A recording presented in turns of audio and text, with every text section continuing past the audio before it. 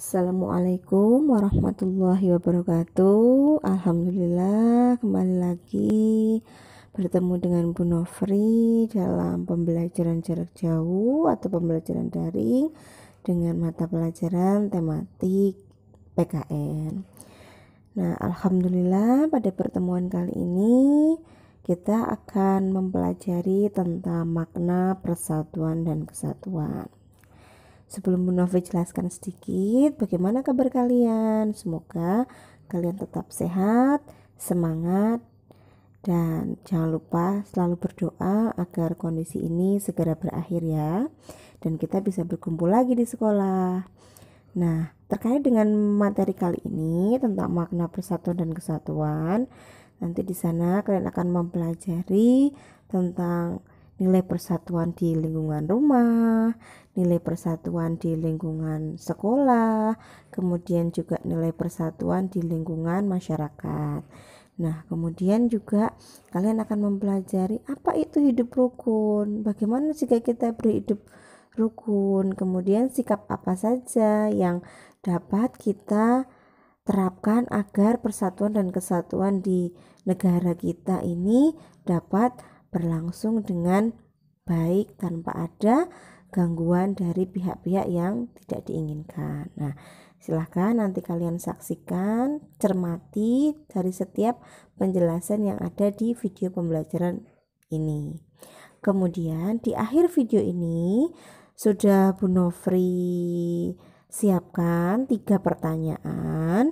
Nah, nanti silahkan pertanyaannya ditulis di buku PKN. Nah, kemudian kalian jawab dan kalian fotokan ke Bu Nofri. Oke, sudah cukup jelas. Sekarang selamat menyaksikan video pembelajaran yang sudah Bu Nofri siapkan. Oke, selamat menyaksikan. Makna persatuan dan kesatuan yaitu berasal dari kata satu yang berarti utuh dan tidak terpecah belah.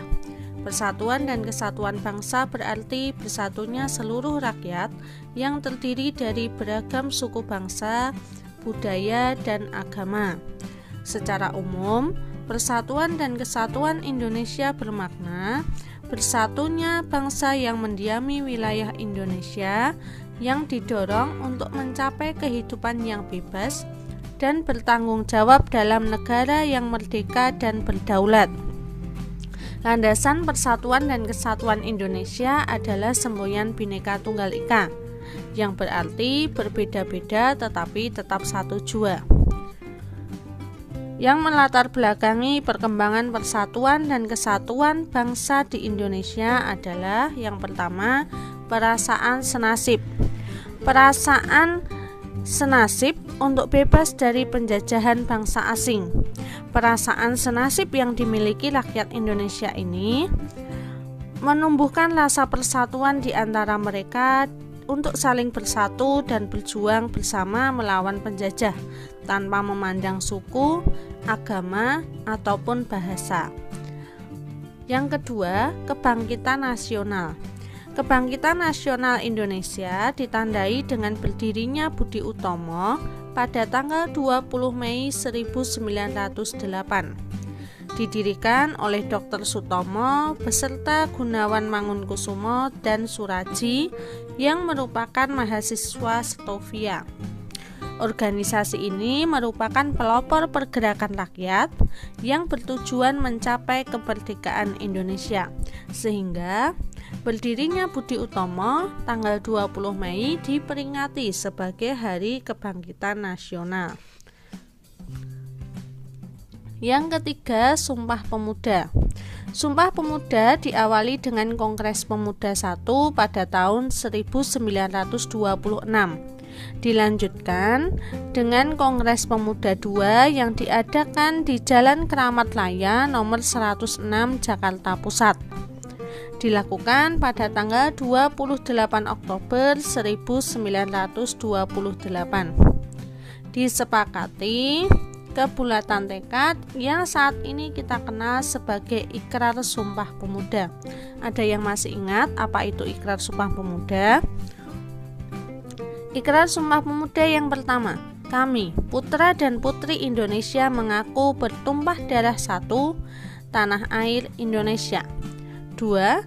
Kami, putra dan putri Indonesia, mengaku berbangsa yang satu, bangsa Indonesia. 3. Kami, putra dan putri Indonesia, menjunjung bahasa persatuan, bahasa Indonesia.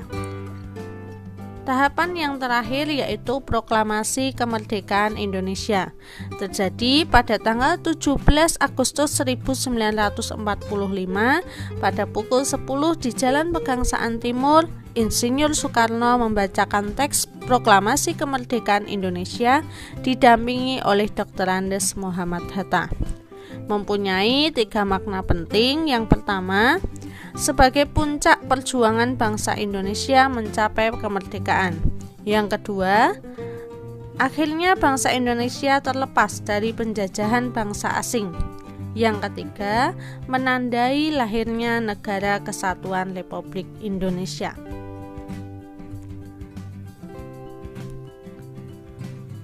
Kita lanjutkan kepada penerapan nilai-nilai persatuan dan kesatuan dalam kehidupan sehari-hari. Nilai persatuan dan kesatuan di lingkungan rumah contohnya bekerja sama membersihkan rumah, membantu adik mengerjakan PR, gotong royong menjaga kebersihan, keamanan, dan keindahan lingkungan rumah. Manfaat yang diperoleh adalah dapat meringankan kesulitan keluarga. Suasana rumah menjadi damai dan menyenangkan, keluarga menjadi harmonis.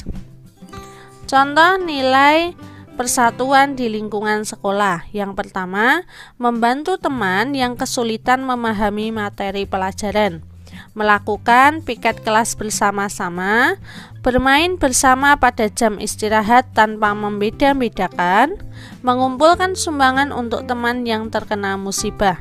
Manfaatnya apa? Yang pertama, dapat saling membantu jika ada pelajaran yang tidak dimengerti.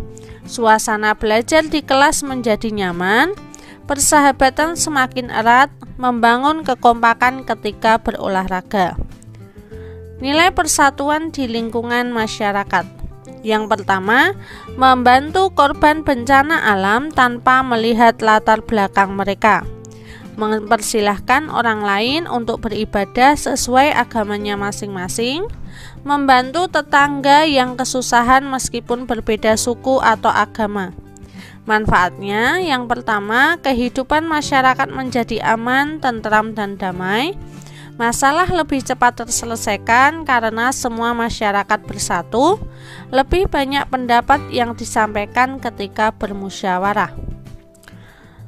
Penerapan nilai-nilai persatuan dan kesatuan diperlukan sikap yang tepat. Yang pertama, kerjasama, yang artinya suatu usaha mencapai tujuan yang dilakukan secara bersama-sama. Yang kedua, rela berkorban, yang berarti perilaku yang tindakannya dilakukan dengan ikhlas serta mendahulukan kepentingan orang lain daripada diri sendiri.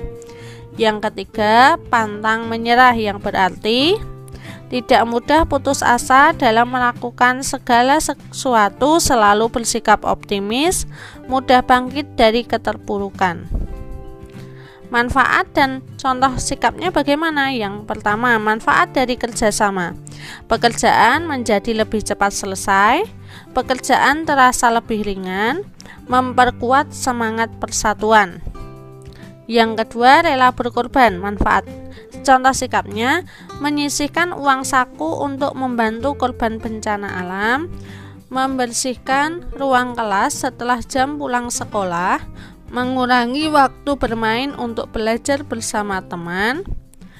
Contoh sikap pantang menyerah, giat belajar untuk mendapatkan nilai yang baik, membela kebenaran dan keadilan, memperbaiki diri jika memiliki kekurangan, dan menerima saran dari orang lain dengan hati terbuka. Selain ketiga sikap tersebut, ada beberapa sikap juga yang diperlukan untuk mencapai persatuan dan kesatuan. Yang pertama, peduli, yang berarti menyadari bahwa orang lain mempunyai kebutuhan yang berbeda dari kita, atau bisa juga berarti Memahami sikap apa saja yang dapat menyenangkan atau mengganggu orang lain. Sikap yang kedua, mendahulukan kepentingan bersama. Sebagai bagian dari masyarakat yang berbeda-beda atau beragam, kita perlu mendahulukan kepentingan bersama di atas kepentingan pribadi atau golongan.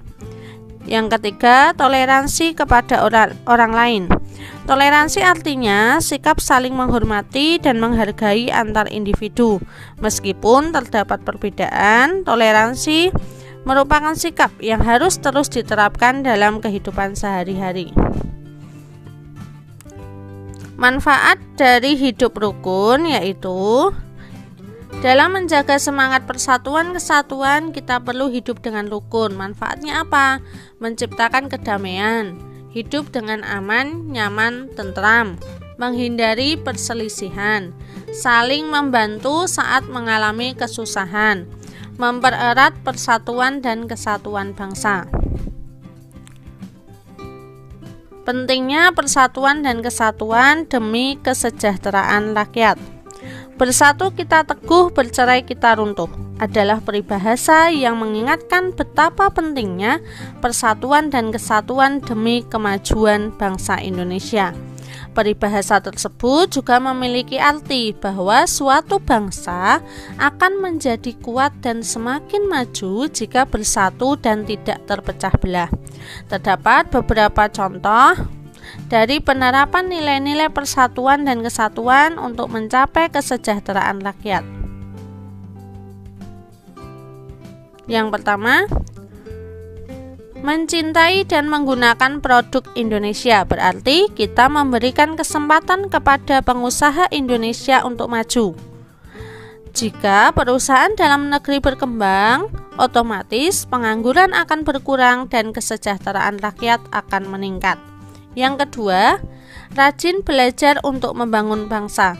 Sebagai pelajar, kita dapat turut membantu pembangunan dengan cara giat belajar untuk membuka wawasan, sehingga meskipun berbeda suku bangsa, budaya, dan agama, kita dapat saling bertukar pengetahuan dan wawasan. Dapat juga digunakan untuk pembangunan bangsa. Yang ketiga, mempererat kerjasama.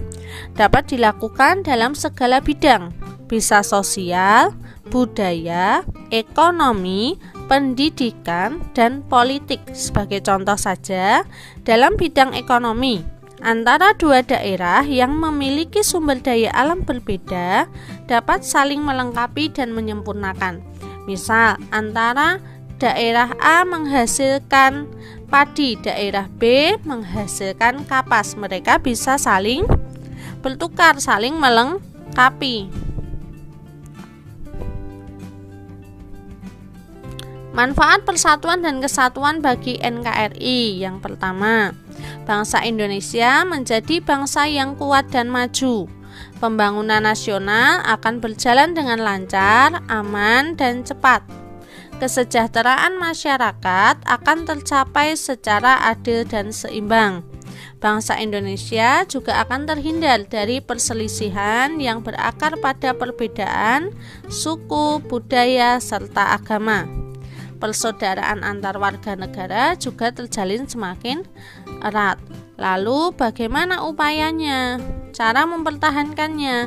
Yang pertama, menjaga keharmonisan antar suku bangsa dan agama, meningkatkan semangat kekeluargaan dan gotong royong, memperluas pergaulan dengan orang yang berlainan suku bangsa dan agama, meningkatkan pendidikan masyarakat, tidak mudah terpancing oleh pihak-pihak yang ingin memecah belah bangsa, meningkatkan rasa peduli sosial kepada orang lain, melakukan pemerataan pembangunan hingga ke seluruh pelosok negeri.